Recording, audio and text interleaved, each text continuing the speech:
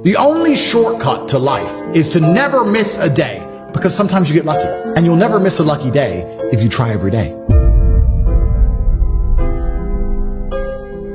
Because when you've come from the absolute bottom to the absolute top, and you've done it all off of your own back, and hard work and dedication, and never missing a day, one, because of compounding interest, and two, if you don't try every day, you might miss your lucky day. And that's what people don't understand. If you never miss a day, and you never don't try, and you're always on time, was I late today? No, on time, and you try and improve every aspect of your life, and you're a professional, and you try and make sure that you analyze your decisions, you give yourself feedback, you don't make mistakes, you're not lazy. If you try and you make it to the top, because you look at the people down below and you're like, well, why didn't you try? I did. Oh, I did too. No, you didn't. That's a lie. Now you're lying to me, and that annoys me. I believe that they have the lives they deserve because they haven't been prepared to suffer like I've suffered. If I was as lazy and incompetent as these people, I'd be like them. These people, they're not triers. I didn't even have chances that good. I wish I did. I wish I had a billionaire sitting on the internet explaining to me how the world worked. I would have done anything for that. But I've never had that chance. I had to work them all out myself, take huge monumental risks, do the nearly impossible to escape. It's easier to get rich now than it's ever been. This goes back into my mentality about the kind of person who takes risks and takes action. So then people will say to me, this is what's so amazing. People say to me, oh, how do you have all these big Addies? How do you have $100 million of cars? You're so lucky. It's not luck. It's never been luck. I've been the person who took action. And if I were to tell you right now what action to take, you won't do it. So I'm not going to feel sorry for you when you fail. I'm not going to feel sorry for losers. My life is just work. But that's boring, right? But that's the truth about it. I'm on my laptop all day, every day. I have 18 hours a day of screen time. I'm either training or I'm working. Do I know some women? Yes, of course. Do I have some fancy cars to drive? Yes. Can I go to the odd restaurant? Yes. But the majority of the time, all I do is work because that's what I enjoy to do.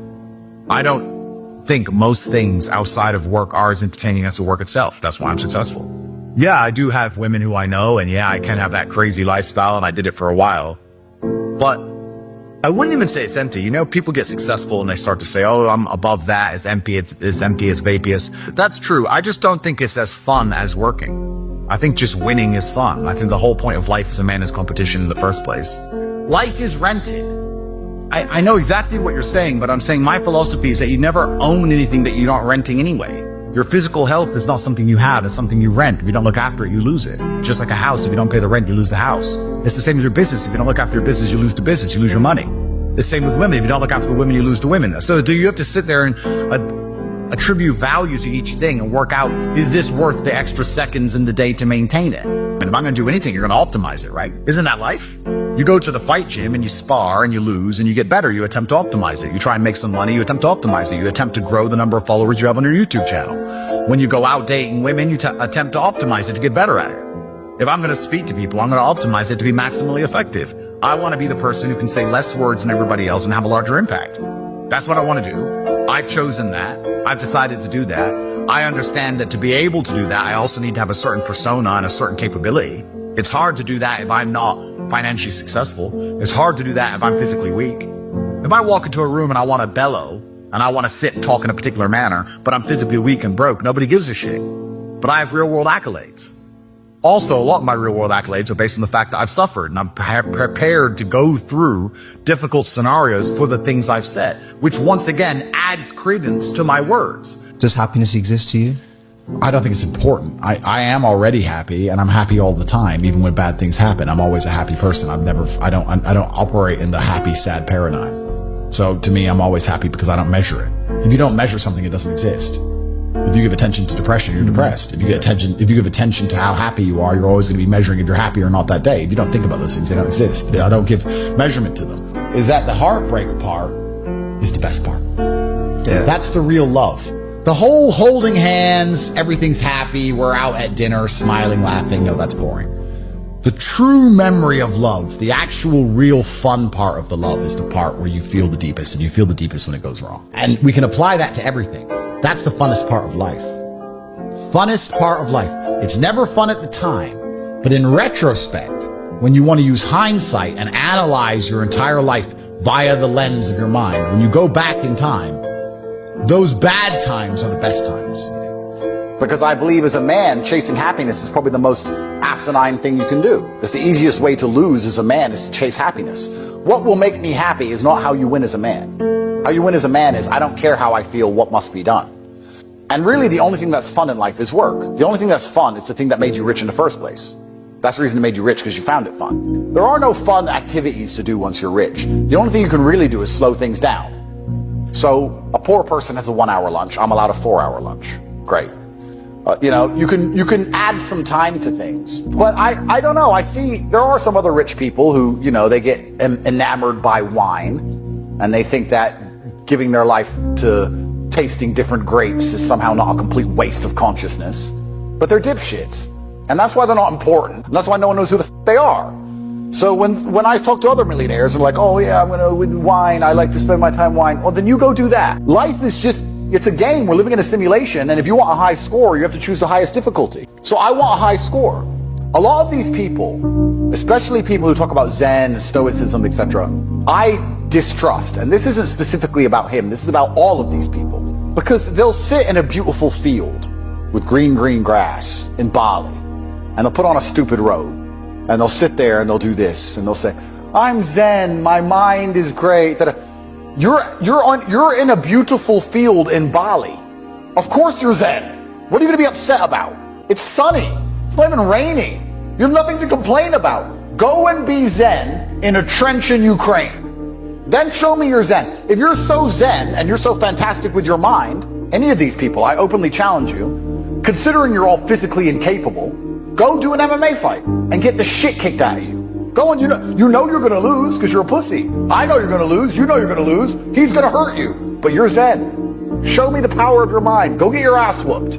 Oh no, you're scared. You won't do that. You won't go get in the cage and get grounded and pounded. I thought you were Zen. Turns out you're only Zen when everything's fine. That's not Zen. It's not Zen to be Zen when everything's fine. So all these people with their spoiled little privileged lives and their yoga retreats. Oh, I feel so great in my yoga retreat. Oh, you feel so great in one of the most idyllic locations on the planet, eating food that's prepared for you. You feel great. Wow. Mental control. For the clown show. It's a clown show. If these people were truly who they wanted to pretend they are, they'd be in the trenches somewhere. The UFC fighter has more Zen when he's getting punched in the face in front of all these people, in front of his screaming wife, worried about him losing consciousness forever. When he's taking shots to the face and still avoiding them and keeping a clear enough mind to slip the punches. So all these people are full of because if they were truly Zen, they'd live a life similar to mine. But they don't. I ain't lonely. I've never been lonely. I've never been lonely. You don't know me. I've never been lonely. I had no money and I was never lonely. And I don't think it's possible for anybody to stay in a scenario where they're truly uncomfortable. If you fall asleep on your arm and your arm really starts to hurt, even in the deepest sleep, you're going to wake up and move your arm. If you sit there and your life has been in a rut for 7 years, you are semi-comfortable in that rut. Sure, there's days you're pissed off. Sure, you're semi-annoyed by it. But there's also days where you just play video games, eat pizza, and you're kind of cool with it and it's no big deal. If you were truly unhappy and uncomfortable and discontent with your scenario, you wouldn't be in it. When I was broke, I couldn't sleep. Please understand me. When I was broke, I couldn't sleep. I'd be trying to go to bed thinking, these people have Ferraris. I want a Ferrari. I couldn't sleep. I just understood that there was a version of reality that I had yet to experience. I saw my parents struggle to pay the bills, and I saw my friends struggle to pay the bills, and I saw everyone around me unable to eat, and then I saw certain people with $500,000 cars, and I understood there must be a different version of reality. There must be a version of making money, a version of banking, of finance. There has to be a different world. This world I'm in, everyone's poor, this is garbage. That world, I can see people are living a reality that I can't even fathom. I'm under the mentality that you are exactly not where you deserve to be. That is one version of reality. That's one version of events. And although that's true, I want to put it in a different way. You're exactly where you wish to be in life. Even if you think you are not happy where you are, I can promise you are. Because if you're truly uncomfortable, you can't even sleep. If I put you on spikes, you can't lay down. You only lay down even if you're semi-comfortable. What I often hear from people and see from people is that they get very motivated for short periods of time. They'll be very motivated to change their life for 3 hours, and then they'll just go back to playing video games, and they're actually not unhappy with their life. They're fine to play video games and eat beans on toast and sit around in a small little apartment. They only become unhappy for a few hours now and again. That's when they talk about how motivated they are. That's when they talk about how hard they want to try. But in general, they're actually perfectly fine with their life, meaning they wish to be there. If they wished to be anywhere else, they wouldn't be doing what they're doing.